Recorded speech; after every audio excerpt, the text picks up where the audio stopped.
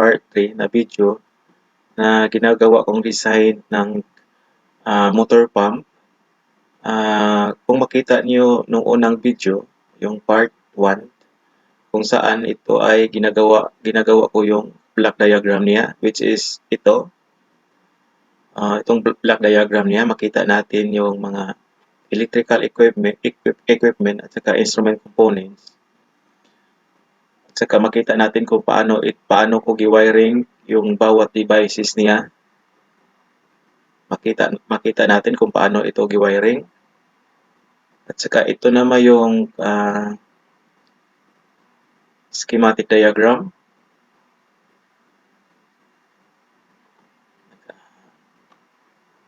Ito naman yung part 2 ng video kong ginagawa, itong schematic diagram. Kung paano ko ginawa yung schematic diagram ng water pump, yung principle niya na automatic siya na mag-on and off base doon sa signal ng limit switch na ikabit natin sa tangke. So ito naman yung orientation ng panel board. Makita natin dito, makita natin yung mga push button, mga indication lights. At saka ito naman yung piping and instrument diagram ng water pump. Makita natin, mayroon tayong water pump, mayroon tayong water source o yung galing sa deep well ninyo. Mayroon tayong ito ang linya ng pipe. Mayroon tayong isolation valve. Mayroon tayong non-return valve or NRV. Pwede din niyo lagyan o hindi niyo lagyan. Depende kasi depende sa linya niyo, baka mayroon kayo ng another lines ng community water supply. So ito naman yung solenoid valve na mag-cut off sa linya. Depende sa situation ng tangke. Ito naman yung water tank natin. At saka ito naman yung water supply na pupunta na sa supply natin tulad ng sa bahay natin. Ito yung drain, isolation valve. So ngayon, makita natin yung orientation ng tangke. Okay, ito namang orientation ng tangke natin. Yung water tank natin. Kung makita natin, mayroon tayong maximum level. Mayroon naman tayong minimum level. Minimum level, ibig sabihin, kapag minimum level yung tubig, dapat mag-close contact siya yung limit switch para magbigay siya ng signal sa controller para paandarin niya yung water pump. So ito naman yung tangke, umaangat tong flow switch na to, itong float switch na to. Umaangat siya hanggang makaabot siya ng maximum level ng tubig. At saka yung contact niya na normally closed, mag-o-open siya. Kaya yung signal na normally open, magbigay siya ng signal normally open papunta sa magnetic contactor para i-trip off na yung pump. So ito ang logic niya. Kapag minimum level, dapat ang pump mag-start. Kapag maximum level yung tubig, dapat ang pump mag-stop siya. So ngayon, balik tayo dito sa block diagram. Kung paano ko gi-wiring yung block diagram. So ito, meron tayong single phase 220 volts AC power supply. Line 2, line 1. Ito ang wiring natin. Makita natin, kikonekta natin sa line side ng circuit breaker. Tapos, load side circuit breaker. Pupunta sa line side ng contactor. Then dumaan din sa TOR, yung overload relay. TOR, overload relay. At magnetic contactor C1. Tapos pumunta na siya sa motor, sa water pump. Ang wiring naman sa controller natin, bago makarating sa mga deep electrical equipment sa instrument components, mayroon naman tayong kinagabit na auxiliary circuit breaker. Dito. So kuha lang tayo ng linya mula sa load side ng main circuit breaker, connect natin sa load side ng auxiliary circuit breaker. Tapos dito kukonekta natin ng wire sa load side ng auxiliary circuit breaker. Makita natin, unahin natin line 2. Line 2. Ito ang line 2. Dito, continuous yung wiring niya. Line 2. Itong line 2. Itong side na to, itong side na to, lahat ay line 2. So makita natin yung line 2, nakakonekta na siya sa mga device. Ang line 2 naka-common siya, nakakonekta siya sa mga device. So, ang line 1 naman, i-trace natin yung wire ng line 1. Ito ang line 1. Dumaan siya dito sa main circuit breaker. Then sa load side ng circuit breaker, pumunta sa line side ng auxiliary circuit breaker. Then from load side ng auxiliary circuit breaker, pumunta siya sa dito sa selector. Sa selector switch common. So, from selector switch common, pumunta naman siya sa kapag local position siya, kung naka-position 2 siya, so ito pala yung concept ng selector switch. Mayroon tayong label dito na 1, 0, 2. Kung ibig sabihin, yung 0 position is off, yung 1 position is remote, at saka yung 2 position is local. Kung pumunta tayo, kung i-select natin sa local, sa 2, naka-local position siya, so ibig sabihin ang wiring, pumunta siya sa stop push button. Mula sa stop push button, pumunta sa start push button. Mula sa start push button, pumunta siya sa magnetic contactor coil sa E1. So E1, nakarating na yung E1 sa magnetic contactor, tapos ito. Okay? Ngayon naman, kung i-select naman natin ang selector sa 1, naka-remote siya, naka-remote position siya. So mula sa selector nga wire, i-connecta natin sa float switch na normally close or label switch. LS normally close. So from label switch normally close, yung wire i-connecta natin sa E1 ng magnetic contactor coil. So from label switch naman, from common, may isang wire naman pumunta doon sa label high indication light. So dito naman ta ngayon, may isang wire naman tayo galing sa line 1. I-connecta natin sa auxiliary contact normally close sa magnetic contactor normally close. Pumunta siya mula sa load side ng magnetic contactor, continue yung wiring, pumasok siya sa magnetic relay coil. So mula naman sa magnetic relay coil, diretso siya sa line 2. So another wiring naman galing ng line 1, pumasok tayo sa auxiliary contact normally close sa magnetic contactor. Okay, isang wiring, auxiliary contact normally close, pumasok siya sa normally close ng magnetic contactor. From normally close magnetic contactor, nakakonekta siya sa stop indication light, tapos line 2 naman. So another wiring naman ng magnetic contactor normally open, nakakonekta siya sa normally open, tapos pumunta siya sa start indication light, tapos line 2 naman. So another wiring from line 1, nakakonekta siya sa thermal overload relay auxiliary contact normally open. Normally open siya, tapos from TOR or thermal overload relay, pumunta siya sa trip indication light. So again, another wiring from line 1, pumunta siya sa magnetic relay normally close. So from magnetic relay normally close, pumunta siya sa solenoid valve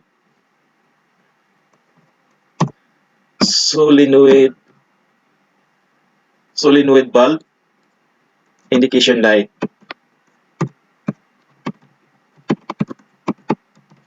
Okay? So itong last ng wiring from line 1, pumasok siya sa magnetic relay normally open. From magnetic relay normally open, pumasok siya sa solenoid valve open indication light.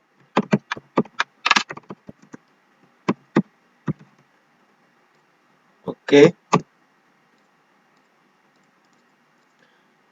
So ngayon, nakita natin kung paano natin i-wiring yung mga electrical components at saka instrument devices. Gidiscuss natin kung paano i-wiring. So dito naman tayo sa schematic diagram.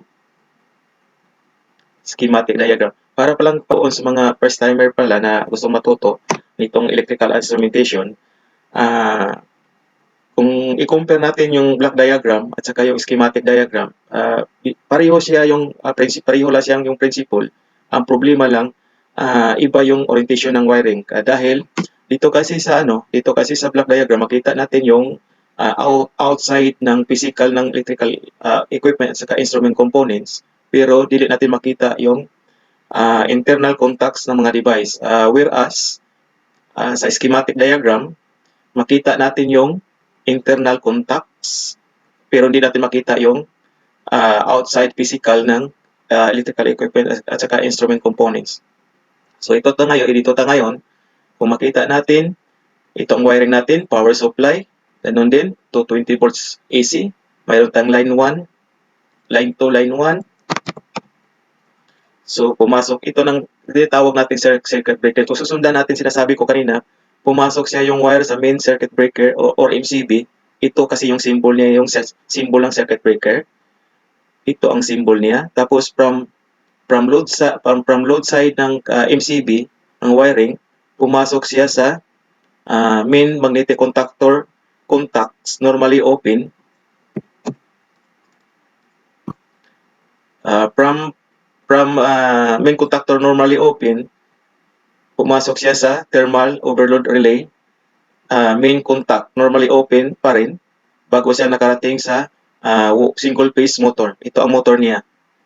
So, ngayon, ito naman tayo ng wiring ng controller, yung auxiliary contacts niya. So, kuha lang tayo ng connection from load side ng main circuit breaker, pumunta sa line side ng auxiliary circuit breaker. Ganon din doon yung i-describe ko kanina na auxiliary circuit breaker or ECB, ito yung symbol niya ng circuit breaker. So, i-trace natin yung line 2. Dito tayo. Line 2, continuous yung wiring. Line 2, line 2. Dapat naka-opposition yung yung circuit breaker. Line 2. So, makita natin lahat ng line 2 wire nakakonekta sa bawat device. Naka-direct connecta siya. So, ngayon, dito naman tayo sa line 1. I-trace natin yung wiring ng line 1. Mula sa line 1, load side ng main circuit breaker, pumunta siya sa line side ng auxiliary circuit breaker.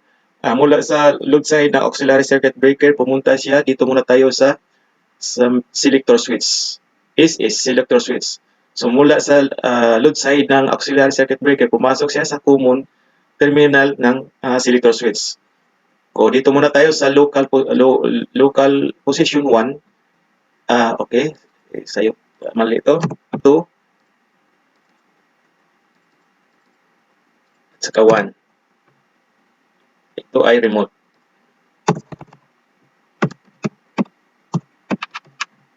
Okay. So dito muna tayo, i-select muna natin yung itong contact niya, selector ito. Makita natin may arrow. Ibig sabihin yung selector niya. Kapag i-select natin sa 1, ibig sabihin itong selector, yung flow ng electricity, hindi na pag ganun, pag ganito na. Pag ganito na siya. So, unahin natin, from common selector switch, pumunta siya yung kukuha naman tayo ng wiring mula sa selector switch na 2 position. Tapos, pumunta naman siya sa stop-start, push button. From start, push button, pumasok. Ito naman ang symbol ng stop push button. Dapat close siya. Kung makita natin, close. Kung ibig sabihin, continuous yung electricity niya kung live na ang linya. So, dito, from stop push button, pumasok siya sa start push button. Ito namang linya niya, ito naman yung symbol niya ng start push button. Makita natin that normally open siya. Kita natin open. So, walang contact. So, at the same time, may parallel connection siya ng ito naman yung tinatawag natin auxiliary contact ng normally open. Ibig sabihin, open siya. Ito yung tinatawag natin na auxiliary contact ng contactor normally open. Tapos, pumasok siya sa magnetic contactor coil. Pumasok siya sa magnetic contactor coil. Okay? So, another wiring from a selector switch remote position ng selector switch from terminal position 1, pumasok siya sa common ng flow switch.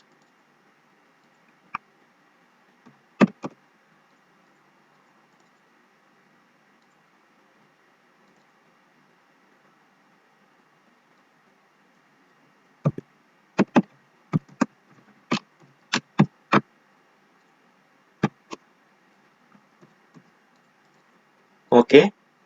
Pumasok siya sa float switch na ikabit natin sa tangke. From common, ito namang contact niya, makita natin kung common, nakakonekta siya sa normally closed, so pupunta siya sa NC. So from NC, closed switch terminal, diretso siya, nakakonekta naman sa E1. So, ngayon, from closed switch, normally open, makakonekta naman tayo pumunta sa indication light label high. So, ito naman yung symbol niya ng indication light, yellow. Dapat yellow ay kabit niyo indication light sa inyong control panel. So, ngayon, ito naman, yung sinasabi natin kanina, from line 1, kuha naman tayong wire, pumunta sa C1. C1 yung magnetic contactor, normally open. Makita natin, open siya, wala siyang connection, normally open, pumunta siya sa R1 or magnetic relay coil. So, from magnetic relay coil, diretso naman siya sa line 2. So, ngayon, kuha naman tayong ibang wire, konekta namin natin another C1, yung magnetic contactor. Ito ang sign naman ng normally closed. Ito naman yung sign contact ng normally closed. Na ganito. So, ibig sabihin, continuous yung wiring.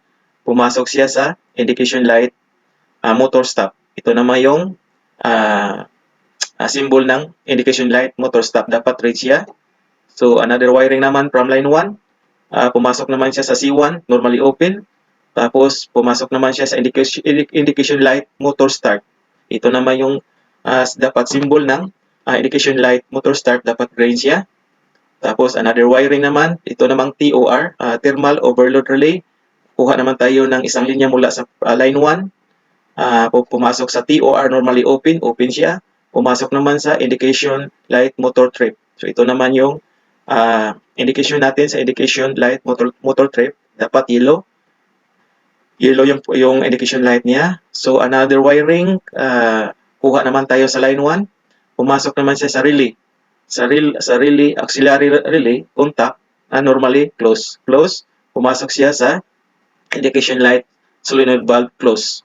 So, the last wiring from line 1, pumunta naman tayo sa R1, normally open, auxiliary contact. Pumasok naman siya sa indication light solenoid valve open. So, itong indication light niya sa solenoid valve close and open, dapat green. So, ngayon,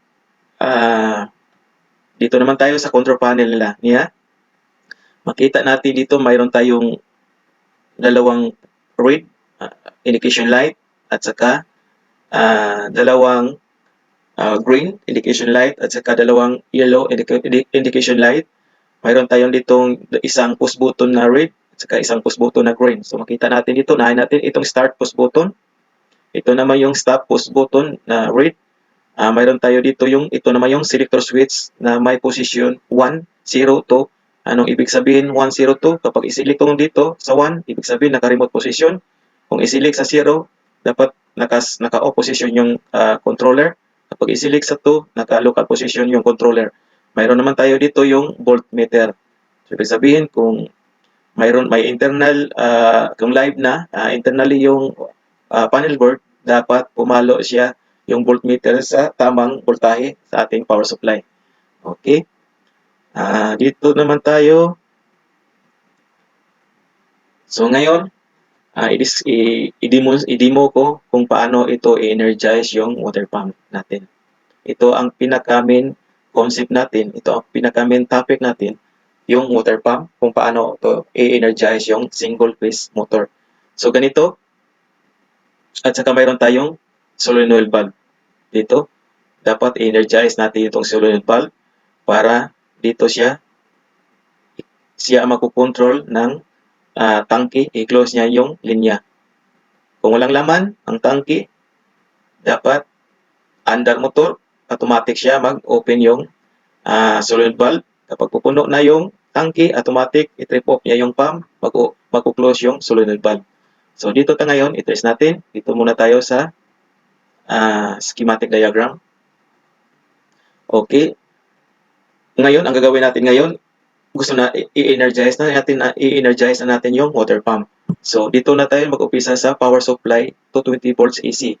So, we consider na itong linya na to ay live na. So, pumasok siya sa main circuit breaker line side. So, itong symbol na to, open siya. Kapag i-switch on natin yung breaker, dapat close siya. So continuous yung electricity pumunta sa contactor. Pagmunta sa main magnetic contactor, normally open.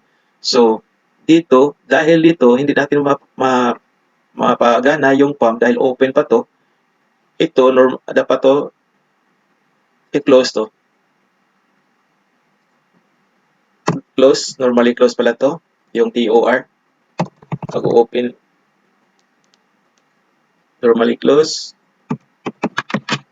Diretso siya yung kuryente pumunta sa motor. Ngayon, i-trace natin ang pinaka subject natin dito yung main contactor, kung paano natin i-close tong main contactor para gumagana yung water pump. So, paano natin i-close natin main contactor? I-energize natin yung magnetic coil. Ito, ipakita ko sa inyo, magnetic contactor. Itong magnetic contactor. Ito ang magnetic contactor na magko-control sa water pump. So makita natin ito mga terminal dito. Ito kasing E1, ito yung standard talaga na label ng terminal ng coil ng contactor. E1, E2, yun ang terminal ng coil ng contactor. So makita natin dito ito yung main contact. Usually kasi yung contactors 3-piece yan. So single piece lang yung ano natin, yung water pump natin. So gawin natin spare yung gitna. Ang gagamitin natin yung line 1 at saka line 3. Saka dito naman yung kilid na to, ito ang mga auxiliary contact. Auxiliary contact, basically yung normally open dapat left side when you are facing the contactor, at saka sa right side normally close ng contactor. Tapos dito tayo, paano natin energize yung contactor? I-energize natin yung E1, E2. Kung paano natin energize, punta tayo dito sa schematic diagram. Ito ang coil ng magnetic contactor. Ito ang coil. So, ibig sabihin naka-close na yung ano natin, yung dalawang circuit breaker, yung MCB at saka ECB, auxiliary at saka main circuit breaker. So, ibig sabihin all the lines of line 2, it's already live. So, live na siya. Nagbigay na siya ng isang linyang live pumunta sa mga electrical device at saka instrument components. So, paano natin i-energize yung coil? Close yung ano natin, thermal overload relay. So, meaning, continuous yung electricity mula sa line 2. So, line 2, ito, energize na. Yung E1 naman, at tingnan natin, pumunta siya sa start, open siya, open naman siya, close, tapos selector. So, ang gagawin natin para ma-start yung pump, local muna tayo, i-start natin water pump as local position. Position muna natin yung selector switch dito siya. So kapag i-press natin yung start push button, close, anong mangyari? Energize yung coil. Kapag na-energize yung coil, diretso, close yung main contact ng main contactor, tapos gumagana na yung water pump. So ngayon, habang nag-filling up yung tubig sa tangke, nag-react naman yung natin yung flow switch. Sumasabay siya sa level ng tubig kasi tinatawag flow switch. So gumagana na yung water pump. Tumatakbo na yung water pump. At the same time, itong mga auxiliary contact, ito mga auxiliary contact na to, kapag i-energize natin yung magnetic contactor, automatically mag-switch over yung contact niya from open to close and close to open. So ang mangyari dito, dahil nag-energize na yung magnetic contactor, na close ito, ibig sabihin nag-energize na yung relay. At saka magnetic contactor. So kapag i-energize natin yung magnetic relay at saka magnetic contactor, automatically yung contacts niya automatic mag-switch over from close to open and from open to close. So ang mangyari ngayon, na-energize natin CO1, yung main contactor, ibig sabihin energize yung magnetic relay coil. So, kapag na-energize na natin yung magnetic relay coil, dito siya, nag-o-open siya. Nag-o-open ang contact niya sa indication light stop. So, ibig sabihin, wala nang ilaw tong stop. Wala nang ilaw na indication light yung stop. Anong nag-ilaw ngayon? C1, energize yung kontakto, close siya. So, mayroon tayong indication na indication light motor start. So, ibig sabihin, indication light motor start, gumagana yung pump.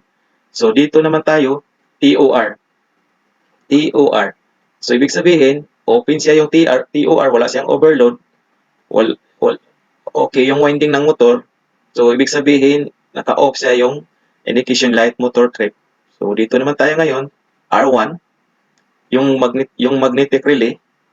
So, energize na natin yung R1, na-energize ng R1 dahil na-energize natin CO1, yung magnetic contactor, automatic siya mag-energize yung R1, yung magnetic relay. So, ang nangyari, yung auxiliary contact ng magnetic relay, ito siya, nag-o-open siya. So, ibig sabihin, off siya, indication light, solenoid valve, close. So, off siya. Anong nangyari sa solenoid valve? Auxiliary relay, normally open, nag-close siya. Then, nag-energize yung indication light, solenoid valve open. So, ibig sabihin, nag-energize na yung solenoid valve open. So, nangyari, dito tayo, i-energize natin yung R1, yung magnetic relay coil. So, ibig sabihin, na-energize natin magnetic relay coil. Anong nangyari dito? Sa main contact ng magnetic relay, itong main magnetic relay, contacts normally open, na-close siya. Ang nangyari, nag-energize yung solenoid valve. Anong nangyari ng solenoid valve? Nag-open yung solenoid valve. Tumatakbo yung pump, open yung solenoid valve, nag-refill siya ng tubig sa tangke. So, habang nagre-refill yung water pump sa tangke, nagre-react yung flow switch natin. So, ngayon, tumatakbo yung pump, nasa minimum level siya. Tapos, yung flow switch, automatic siya magre-react base sa level ng tubig. Kapag nandito na sa maximum level, i-open niya yung close contact, ibigay niya yung signal dito sa coil. Makita natin dito, makita itong flow switch na to, kapag napuno ang tangke, ang mangyari, normally close, mag-open siya. So, anong mangyari sa motor? Open siya, wala nang contact yung CO1. So, off na yung bomba. So, anong nangyari sa flow switch kapag napuno ang tangke? Yung flow switch kapag nasa taas na, yung contact niya dito na sa pumalo sa normally open. So, anong nangyari? May indication light siya na indication light level high ng water tank. So, nakita natin yung pump hindi gumagana. Tingnan lang natin yung indication light dahil hindi gumagana dahil nasa maximum level pa ang tangke. So, ito naman yung panel board. Makita natin yung orientation dito. So, makita natin ilagay natin to sa yung mga device to, ilagay natin sa surface ng panel board. Makita natin sa labas to. So, makita natin dito yung status ng pump. Kapag nakailaw siya, ibig sabihin motor stop siya. Kapag nakailaw siya, dito yung green, ibig sabihin naka-motor start. Dito naman, kapag nakailaw itong red na to, dapat naka-indicate siya na solenoid valve close. Ito naman yung green, ibig sabihin naka-open siya. At ito naman, kapag nakailaw siya, ibig sabihin nasa motor naka-trip yung pump. Dito naman, level high ng tubig. Ito naman yung start push button. Ito naman yung stop push button. Saka nito naman yung selector switch. Depende kung saan natin i-select. Sa 1 ba, mag-remote position para mag-automatic on and off yung water pump natin. Or ilagay natin sa 0 kung hindi natin paganahin yung controller. O ilagay natin sa 2 o gusto natin i-stop start natin anytime manually yung water pump. Gamitin natin yung push button dito. Ito ang push button ng local. Yung local position, kung gusto natin anytime i-start yung water pump, punta lang tayo dito, i-press lang natin, stop. Okay, yun lang siguro. Sana may naintindihan kayo sa discussion ko about itong principle ng water pump. Ulitin ko, ito ang schematic diagram. Ito ang block diagram. Saka ito sa baba yung instrument piping diagram. So kung mayroon kayong itatanong about ito, i-comment nyo sa baba sa video na to. At saka sana may naintindihan kayo sa discussion ko.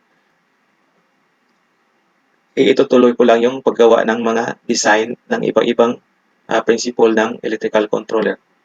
Okay, maraming salamat and God bless to all.